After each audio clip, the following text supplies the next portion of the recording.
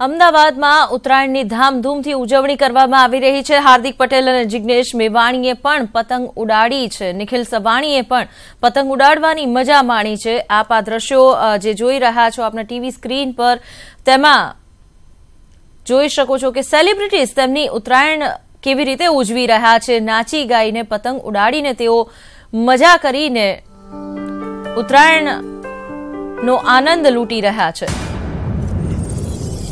તો ઉત્તરાયણના રંગ ન્યૂઝ 18 ને સંગ આપ જોઈ રહ્યા છો। અમદાવાદમાં જામ્યો છે ઉત્સવનો રંગ।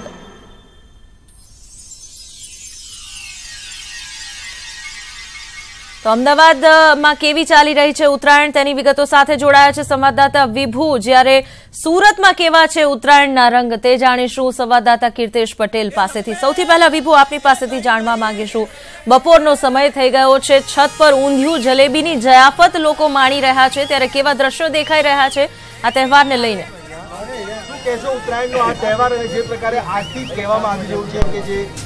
જી કલ્પના, અત્યારે જે ઉત્તરાયણનો ઉત્સાહ અમદાવાદમાં જોવા મળી રહ્યો છે, રંગબેરંગી આકાશમાં પતંગો ઉડી રહી છે, ત્યારે આંદોલનકારી હાર્દિક પટેલ અને જિગ્નેશ મેવાણી બંને આજે એક સાથે પતંગ ઉડાડી રહ્યા છે। જિગ્નેશ, આપને પૂછવા માંગીશ કે આજે ઉત્તરાયણ છે, પહેલો સંદેશો શું આપે? બસ એ જ, બધા મિત્રો બરાબર મજબૂત રીતે પતંગ ચગાવે, એન્જોય કરે, ચીલ આઉટ કરો, મજા કરો અને સાચવીને પતંગ ચગાવજો। નાના બાળકોએ થોડુંક ધ્યાન રાખવું જોઈએ અને બસ હાર્દિકભાઈ આવ્યા છે ટેરેસ ઉપર, આપણા બધા મિત્રો છે, સાથે પતંગ ચગાવીશું અને સાહેબનો પતંગ કાપીશું 19માં। હાર્દિક પણ અહીંયા આવ્યો છે, આજ સંદેશો શું આપો?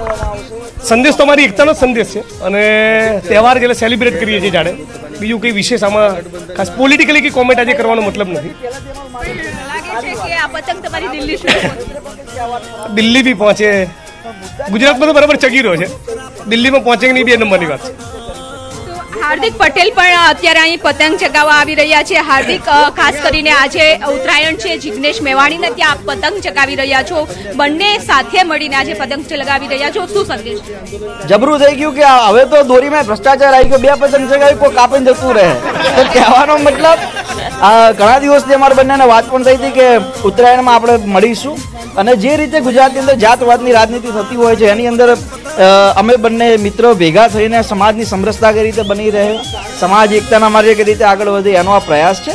અને સ્વાભાવિક રીતે જે પહેલાં ઉત્તરાયણનો જે માહોલ હતો, ઉત્તરાયણના માહોલ પણ હવે રહ્યા નથી, કેમ કે ઘણા બધા લોકો હવે ફરવા જવાના બહાના લઈને ઉત્તરાયણ સાઈડમાં રહી ગયું એવું થઈ ગયું છે। જિજ્ઞાસાથી આવ્યા, ખૂબ આનંદ મળ્યો, ઘણા બધા મિત્રો પણ છે અને પક્ષી તો ઘણા બધા લોકો અત્યારે પતંગ ચગાવવાની ના પડે, સાંજે ચિકન ખાય છે, એટલે એ બાબતે હું કંઈ બહુ બોલીશ નહીં। બીજી વાત છે કે આજે તમે બંને સાથે મળીને આવ્યા છો, જિગ્નેશે કહ્યું છે કે 2019માં સાદની પતંગ કપાશે।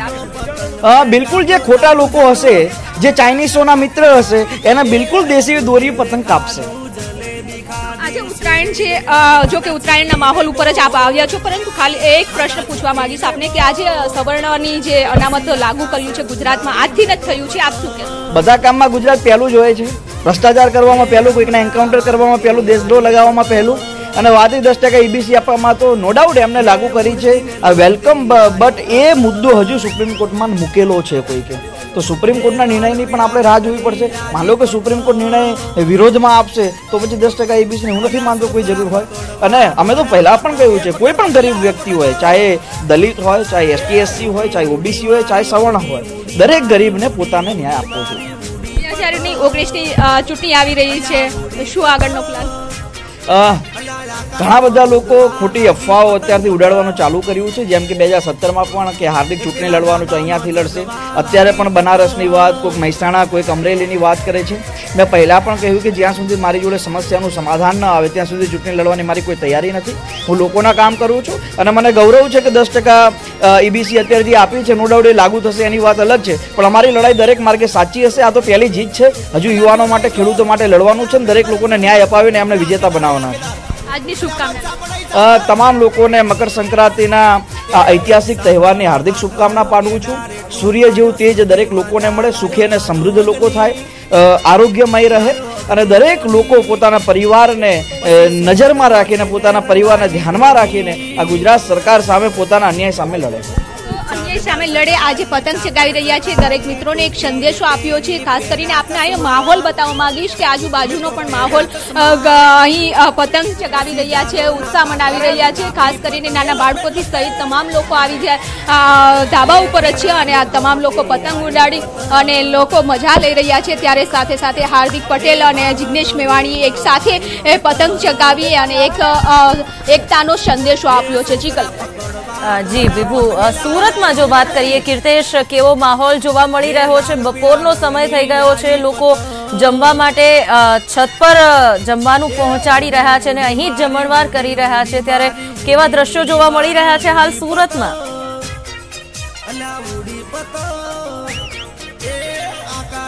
કોઈ તહેવારો સુરતના સુખીઓ થઈને ધામધૂમથી ઉજવતા હોય છે. ખાસ કરીને કહીએ તો મોટી સંખ્યામાં લોકો અગાસી પર પહોંચી ગયા છે. કાય પહોંચીની ધૂમો પડી રહી છે. બપોરનો સમય થયો છે પણ હજુ સુરતના લોકો 3 વાગ્યા બાદ ખાસ કરીને ઊંધિયાની જાયફત માનતા હોય છે. ગુજરાતી પિક્ચરના ઘણા સ્ટારો, ચમકતા સિતારાઓ સુરત પહોંચ્યા છે. એમાંના એક છે ધર્મેશ વેદ કે જે સુરતના છે, વર્ષો જૂના પોતાના મિત્રો પાસે પહોંચ્યા છે ઉત્તરાયણની ઉજવણી કરવા માટે. ધર્મેશભાઈ, સુરત પહોંચ્યા છે, કયા પ્રકારનું એન્જોયમેન્ટ? આખું વર્ષ કામમાં વ્યસ્ત હોય છે તે છતાં ઉત્તરાયણ? સાહેબ, આ 3 દિવસ ખાલી પતંગ ચગાવવાના, લિક્વિડ ડાયટ પર રહેવાનું, કારણ કે બોમ્બેમાં તો ચાન્સ મળતો નથી. બધા ફેમિલીને મળવાનું, કારણ કે આજ મારું ફેમિલી છે.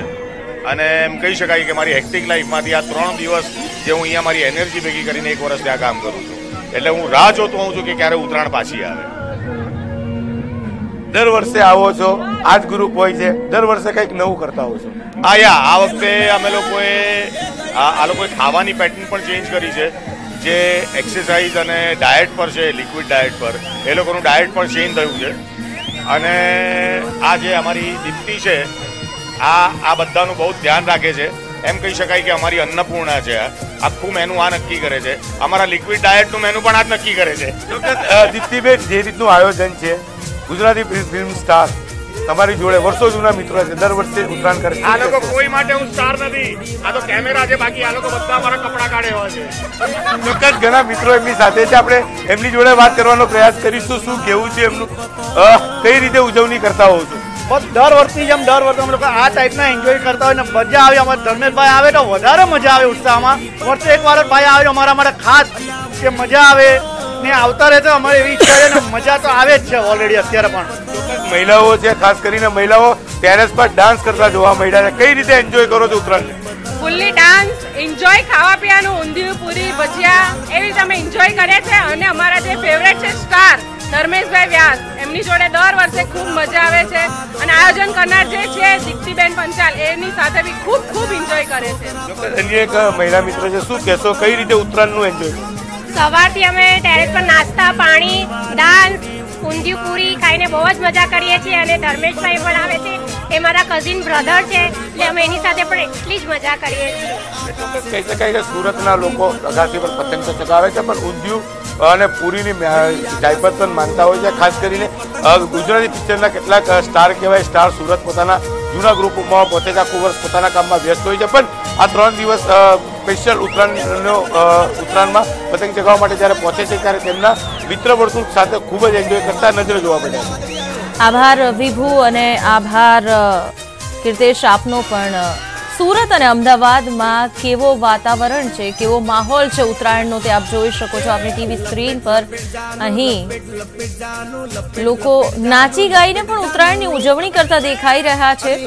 પતંગ ચગાવવાની મજા તો તેઓ માણે જ છે, ઊંધિયું જલેબીની જયાફત પણ માણે છે, પરંતુ સાથે મ્યુઝિક અને ડાન્સ પણ આ તહેવારની ઉજવણીમાં 4 ચાંદ લગાવી રહ્યા છે.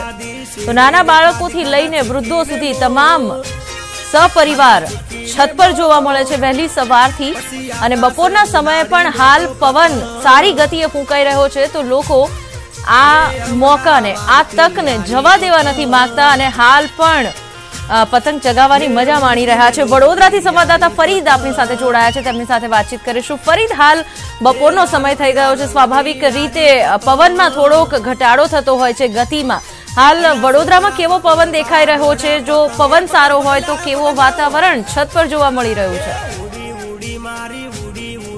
ઘણો જ ઉત્સાહનું વાતાવરણ અહીંયા જોવા મળી રહ્યું છે. પવનની ગતિ વડોદરાવાસીઓને બિલકુલ સાથ આપી રહી છે. અમે લોકો અત્યારે ફતેગંજમાં છે ને અહીંનો તમને માહોલ બતાવીશ કે મોટી સંખ્યામાં અહીંયા જે અગાસી ઉપર જે ખાસ કરીને વડોદરાવાસીઓ સાથે વિદેશી પણ અહીંયા જે મકર સંક્રાંતિનો જે તહેવાર છે તેની ઉજવણી માટે આવ્યા છે અને ઉત્સાહથી તેઓ જે આ પતંગ જે છે તે ચગાવીને આજે ઉત્તરાયણનો જે મજા લઈ રહ્યા છે. આપણે વાત કરીશું એમની સાથે.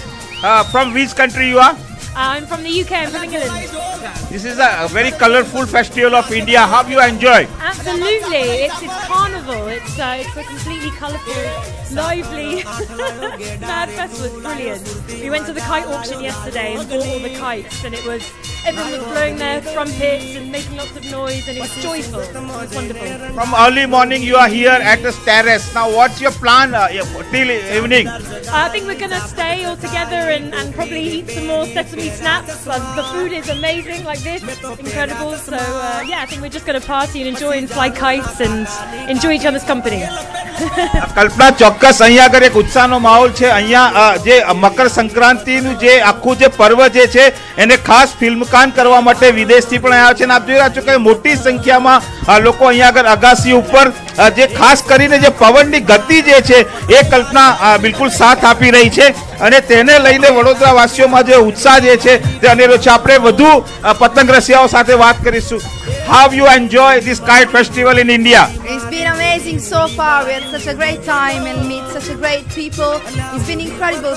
It's my first time here, and I will definitely come back here. And it's just unbelievably crazy and nice.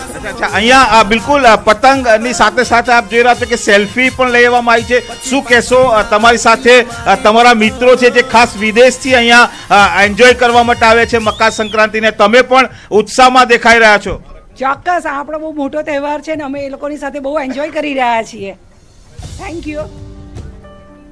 ચોક્કસ કલ્પના, વડોદરામાં ખાસ કરીને જે પતંગ રસિયાઓ જે છે તેને જે પવનની ગતિ જે છે સાથ આપી રહી છે ને તેને લઈને અહીંયા ઉત્સાહ છે અને સવારથી જ જે પવન જે છે કે બહુ મહત્વ જે છે પતંગ ચગાવવામાં, ઉત્તરાયણના પર્વને મારવામાં, પરંતુ અહીંયા સાથે સાથે જે પતંગની સાથે સાથે જે ચીકી જે છે અલગ અલગ પ્રકારની ચીકી જે છે જે વાનગીઓ છે તેને પણ અહીંયા અગાસી ઉપર બિલકુલ રાખવામાં આવી છે. એટલે સાંજ સુધી વડોદરાવાસીઓ બિલકુલ એક મૂડ સાથે તમામ પ્રકારની તૈયારીઓ સાથે અહીંયા આગળ અગાસી પર છે અને આ જ રીતે તેઓ જે મકર સંક્રાંતિ છે તે ઉજવતા રહેશે. કલ્પના, આભાર ફરીદ. તો વડોદરામાં જે રીતે ઉજવણી કરવામાં આવી રહી છે, અહીં વિદેશી મહેમાનો પણ ખૂબ મોટી સંખ્યામાં પહોંચ્યા છે ખાસ ઉત્તરાયણ પર્વની ઉજવણી કરવા માટે અને તેમનું કહેવું છે કે પહેલી વખત આ પ્રકારનો ઉત્સાહ જોયો અને આ ઉત્સાહ તેમને એટલો પસંદ આવ્યો છે કે તેઓ આવતા વર્ષે પણ ઉત્તરાયણના પર્વની ઉજવણી કરવા માટે વધુ એકવાર ભારતની મુલાકાત લેશે, વડોદરા, અમદાવાદ, ગુજરાતની મુલાકાત લેશે. આ પ્રકારના શહેરોમાં છત પર પહોંચીને તેઓ રંગબેરંગી પતંગ ઉડાડવાની સાથે ચીક્કી જેવા જે વ્યંજન છે તેને પણ માણી રહ્યા છે.